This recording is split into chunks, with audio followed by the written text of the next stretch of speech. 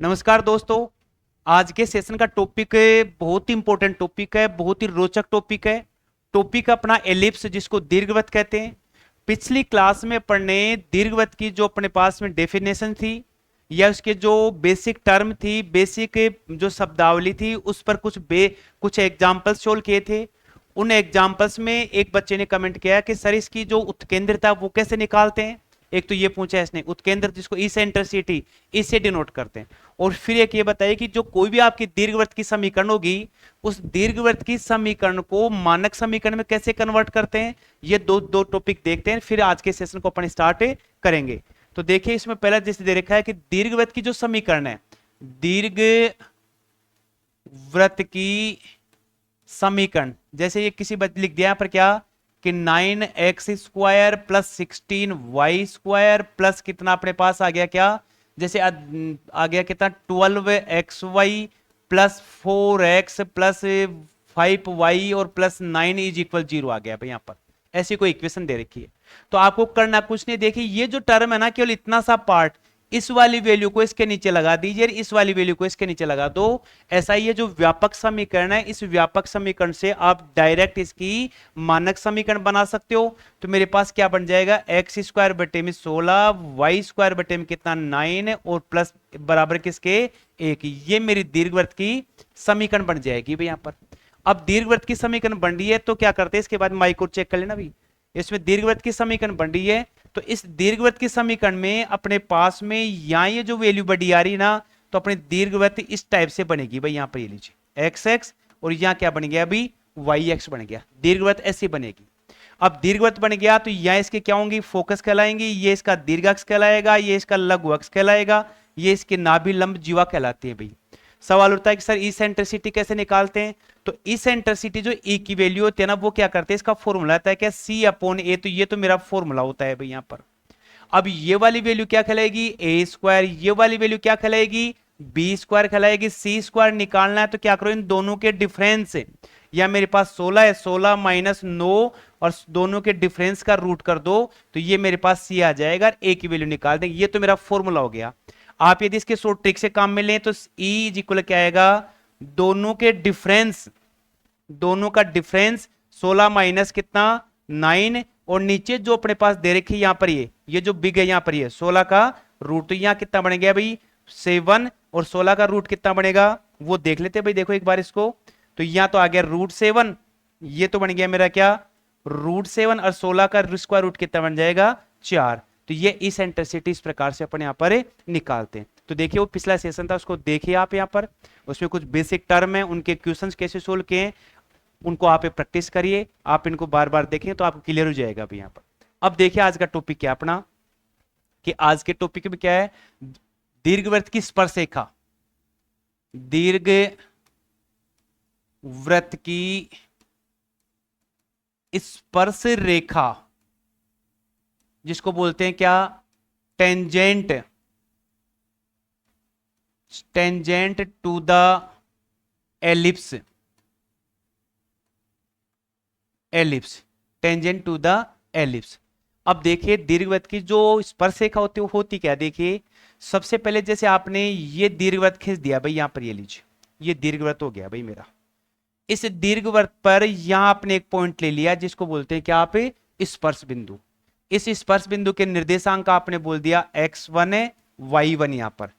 इससे होती हुई एक लाइन पास करेंगे तो ये लाइन कहलाएगी क्या कहलाएगी, दीर्घवृत्त की स्पर्श रेखा कहलाती है भाई यहां पर। ऐसे ही अपने पास जैसे वृत्त बनाया, ये वृत्त बन गया, तो यहां से जो लाइन जाएगी वो इसकी वृत्त की स्पर्श रेखा कहलाएगी, जो अपन इसके बारे में खूब डिटेल स्टडी कर चुके हैं। ऐसे आपके पास परवलय दे रखा है भाई, परवलय पैराबोला, जैसे आपने कोई पैराबोला यू ड्रॉ कर दिया, यहां पे पॉइंट लिया, तो ये क्या आ गई परवलय की क्या आ गई स्पर्श रेखा आ गई। तो यहां क्या लिखेंगे, दीर्घवृत्त,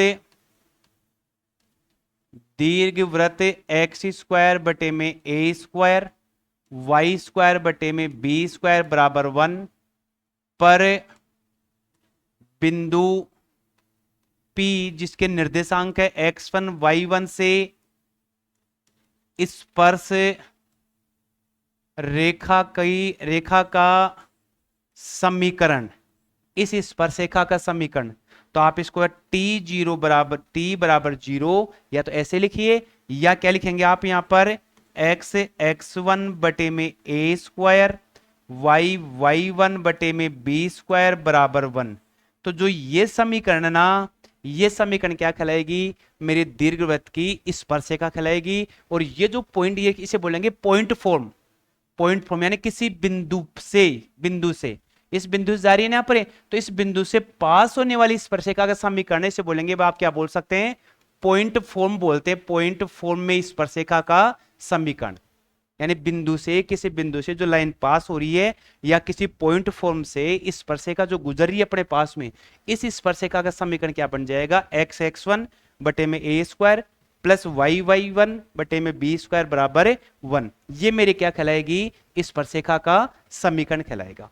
अब उठता है सवाल कि जैसे मेरे पास आ गया एक्स स्क्वायर बटे में कितना 16, वाई स्क्वायर यहां दे रखा 9 इज इक्वल 1। यहां पर ये दीर्घवृत्त बना दिया आपने। यहां पर देखिए ये जैसे ये आपने ये दीर्घवृत्त आपने देखिए, जैसे आपने ये दीर्घवृत्त खींच दिया भाई, ऐसे ये लीजिए, ठीक है, ये इसका सेंटर हो गया। यहां पे ये इसकी स्पर्शिका आपने खींच दी, ठीक है, ये स्पर्श बिंदु का कोऑर्डिनेट 1 - 1 आ गया। इसकी समीकरण आपके पास एक्स स्क्वायर यहां पर 16, वाई स्क्वायर नीचे 9 आ गया प्लस 1। ये जो अपने पास दीर्घवृत्त है इसकी स्पर्शिका खींचनी है, तो देखिए इस पॉइंट से इसे बोलते हैं पॉइंट फॉर्म। तो फॉर्मूला क्या था अपने पास, x1 प्लस y1 नीचे ये ए स्क्वायर या प्लस का बी स्क्वायर और बराबर कितना 1। ये अपने पास स्पर्शिका का समीकरण था अभी। तो यहां पर ये जो पॉइंट दे रखे अपने पास में, ये पॉइंट x1 y1 की वैल्यू होगी अपने पास यहां पर। तो अब यहां पर ये जो इक्वेशन बनेगी इसकी, तो मैं इसे क्या लिखूंगा, x1 की वैल्यू कितनी है 1 और नीचे कितना 16, y1 की वैल्यू कितनी है -1 नीचे कितना 9 इज इक्वल 1 आ गया। तो x और नीचे कितना 16 माइनस वाई आ गया भी, ये माइनस वाई और नीचे 9 इज इक्वल कितना 1। अब इसको आगे मैं एलसीएम लेके सोल्व करूं, तो एलसीएम मेरा कितना आ रहा है भाई, यहां पर इसका आएगा 144 144। तो यहां तो आएगा मेरा 9x, यहां आएगा 16y इज इक्वल 1। इसको क्रॉस मल्टीप्लाई करूंगा तो मेरा क्या बन जाएगा 9x माइनस 16y और माइनस का 144 इज इक्वल 0। तो ये मेरी क्या कहलाएगी, इस दीर्घवृत्त की स्पर्श रेखा का समीकरण कहलाएगा। यानी सिंपल सा है, दीर्घवृत्त की स्पर्शिका की इक्वेशन पूछता है तो आपको ये पॉइंट देगा, निर्देशांक देगा, वो निर्देशांक इस फॉर्मूले में पुट करेंगे तो आपके पास में दीर्घवृत्त की समीकरण है, दीर्घवृत्त की स्पर्श रेखा का समीकरण कहलाएगा।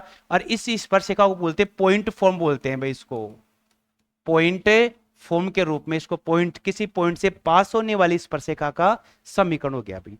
अब देखिए दूसरा लेते हैं अपने, क्या है दूसरी जो स्पर्शरेखा है, जो अपन बोल सकते हैं क्या स्लोप के रूप में, प्रवणता के रूप में, प्रवणता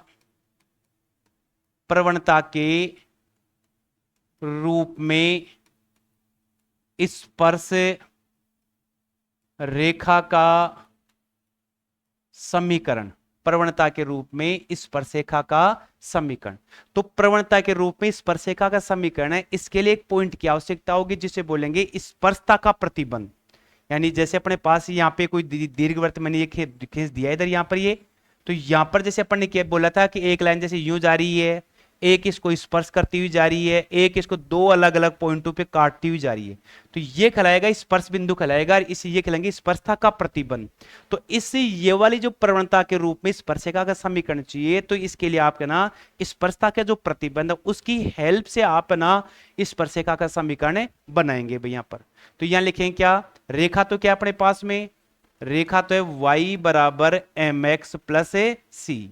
वह दीर्घवृत्त क्या है भाई मेरा, दीर्घवृत्त एक्स स्क्वायर बटे में a square y square upon b square बराबर 1। यहां पर ये तो दीर्घवृत्त होगी।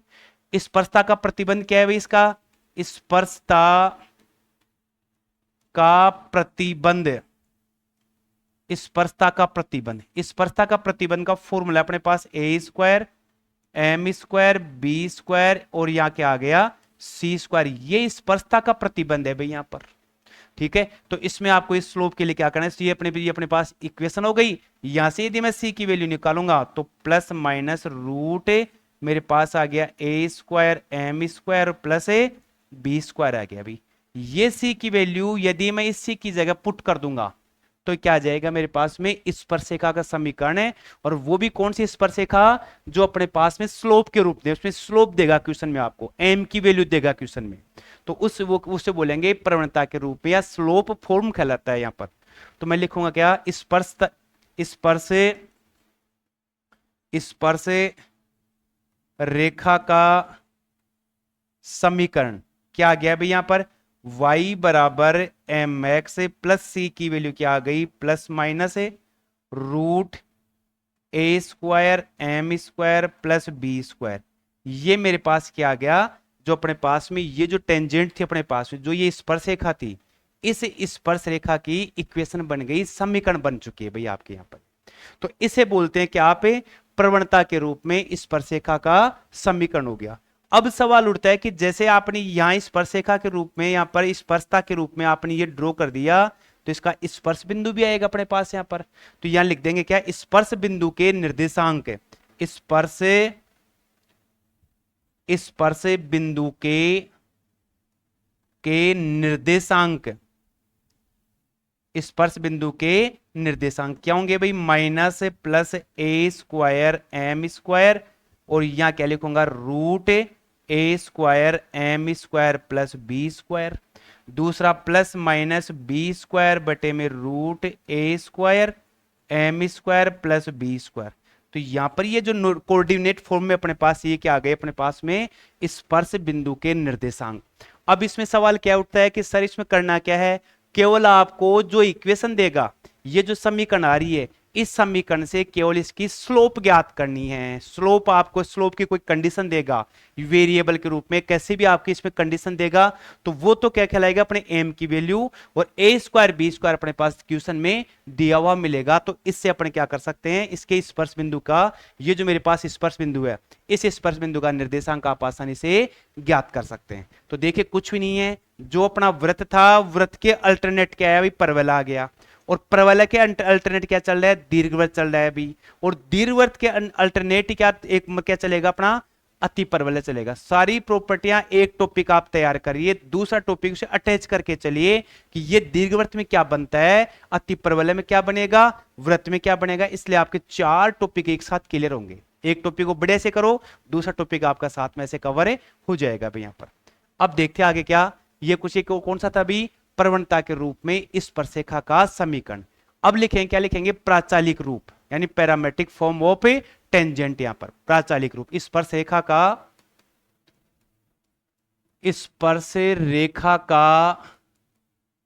प्राचालिक रूप, जिसको बोलेंगे क्या, पैरामेट्रिक फॉर्म ऑफ टेंजेंट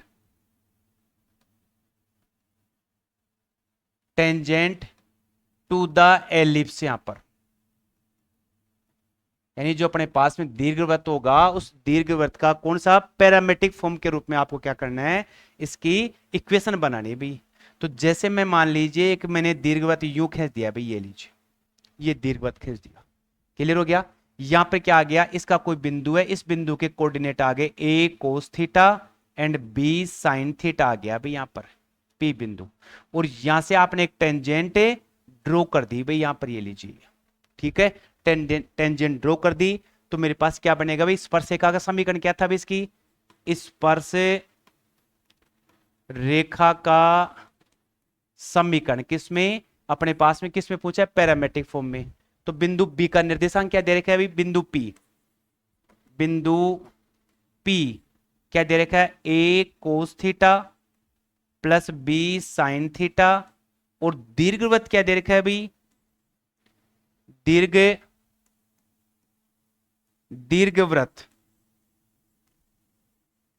दीर्घवृत्त x square upon a square y square upon b square बराबर 1 की स्पर्श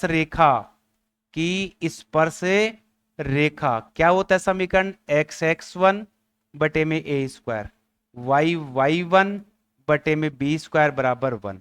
तो यहां पर ये जो निर्देशांक अपने पास में बिंदु P के निर्देशांक है, ये x1 कहलाएगा, ये y1 कहलाएगा। ये कोऑर्डिनेट आप इसमें पुट कर दो, तो x1 की जगह में a cos थीटा, y1 की जगह में क्या लिखूंगा b cos थीटा। तो x a cos थीटा और नीचे क्या आ गया a स्क्वायर, y या लिखूंगा b sin थीटा और नीचे क्या आ गया b स्क्वायर और बराबर 1। तो एक a मेरा कैंसिल हो गया भाई यहां पर, ये लीजिए।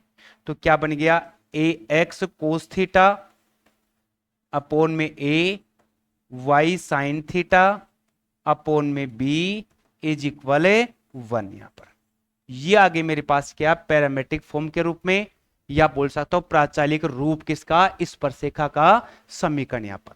तो यहां पर ये जो पॉइंट था ना, ये पॉइंट किसकी जगह है अपने पास, x1 y1 की जगह। तो इस पॉइंट में जो x1 y1 अपने पास ये दे रखा है, ये जो x1 और y1 दे रखा है, इसकी जगह ये वाली वैल्यू मैं पुट कर दूंगा, सेट कर दूंगा इसको यहां पर। ठीक है, तो अपने पास क्या आ जाएगी, अपने पैरामेट्रिक फॉर्म के रूप में प्राचालिक रूप किसका आ गया, स्पर्शरेखा की समीकरण आ गई। अब देखें इसका टॉपिक, एक लास्ट टॉपिक इसका किसका, टेंजेंट का। जैसे बोले कि ये तो अपने इस ये जो पॉइंट था वो किस पे था भाई, दीर्घवृत्त के ऊपर पॉइंट था भाई अपने पास, और इस दीर्घवृत्त पे जो पॉइंट आ रहा है इससे स्पर्शरेखा खींच रहे थे। अब सवाल उठता है कि सर दीर्घवृत्त के बाहर को यदि कोई पॉइंट लेते हैं, आप यहां पर बाहर कोई पॉइंट लेते हैं, इस पॉइंट से स्पर्शरेखा के समीकरण क्या होंगे। जैसे मैंने सर्किल देखा है यहां पर, इसके बाहर से लिया तो यहां पर ये आ गया अपने पास, क्या आ गया, ये आ गया। तो वहां लिखते थे क्या, S S one is equal T square. S तो क्या कहलाएगा, उस वृत्त की समीकरण कहलाएगी। एस वन क्या कहलाएगा, जिस पॉइंट से आप यहां पर एक्स वन वाई वन से क्या करते हो, स्पर्शरेखा खींचते हो। और टी टी क्या कहलाएगी, उसके टेंजेंट कहलाएगी, स्पर्शरेखा कहलाएगी, किसकी स्पर्शरेखा कहलाएगी, वृत्त की स्पर्शरेखा, उसका स्क्वायर करूंगा। यही फॉर्म किसकी थी अपने पास में, पैराबोला में थी भी। यहां से कोई बिंदु खींच लिया, यहां से आपने खींच दिया और दूसरी यहां से यूं खींच दिया भाई यहां पर। तो यही condition S S one is equal क्या करते थे अपने यहां पर, टी स्क्वायर। तो सेम प्रॉपर्टी अपन यहां भी क्या करेंगे, इस दीर्घवृत्त के अंदर अपन क्या करेंगे, काम में लेंगे भाई अपने पास यहां पर। ठीक है ना, तो देखिए क्या करते हैं, ये अपने पास दीर्घवृत्त आ गया भाई, जैसे ये लीजिए बन गया। यहां से जैसे कोई पॉइंट लिया, इस पॉइंट से आपने ये टेंजेंट खींच दी और ये बिंदु से इसकी ये स्पर्शरेखा खींच दी भाई यहां पर, ये लीजिए आगे। ये बिंदु मेरा P आ गया, इसका निर्देशांक x1 y1 आ गया, ये आ गया P, ये आ गया B यहां पर। तो दीर्घवृत्त के किसी बाह्य बिंदु से, इस पे बोलेंगे आप यूं भी बोल सकते हैं, स्पर्श युग्मी का समीकरण भी बोल सकते हैं। दीर्घवृत्त की स्पर्श युग्म का समीकरण या युग्मी का समीकरण, pair of tangent to the ellipse, यहां पर ये भी लिख सकते हो, pair of tangent to the ellipse, यहां पर ये लीजिए। तो इसका पेयर ऑफ टेंजेंट तो वही क्या होगा, बिंदु P भाई, ये बिंदु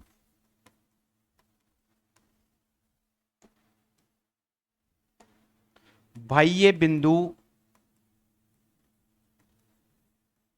P x1 y1 से PA व PB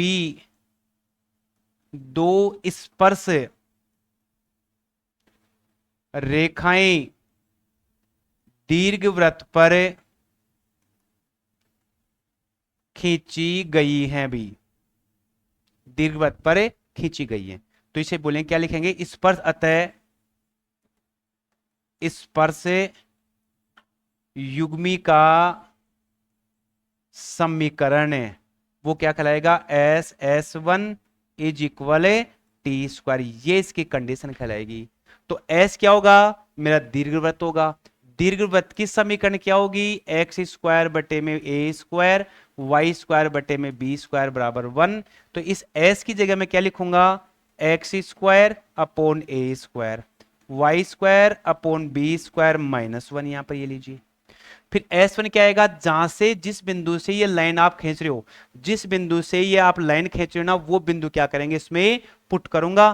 तो मेरे पास क्या आ जाएगा, x1 का स्क्वायर ए स्क्वायर, y1 का स्क्वायर बी स्क्वायर -1, ये लीजिए S1 हो गया।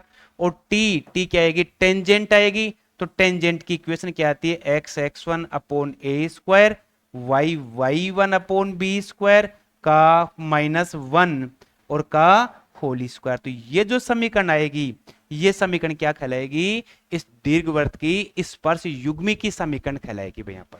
तो देखिए आज के सेशन में अपन इतना ही रखेंगे। नेक्स्ट सेशन में अपन पढ़ेंगे दीर्घवृत्त का अभिलंब, और अपन पढ़ेंगे क्या यहाँ पर ये जो अपने पास में ये इसे बोलते हैं क्या, इसे क्या बोलेंगे आप यहाँ पर? इसे बोलेंगे स्पर्श बिंदु।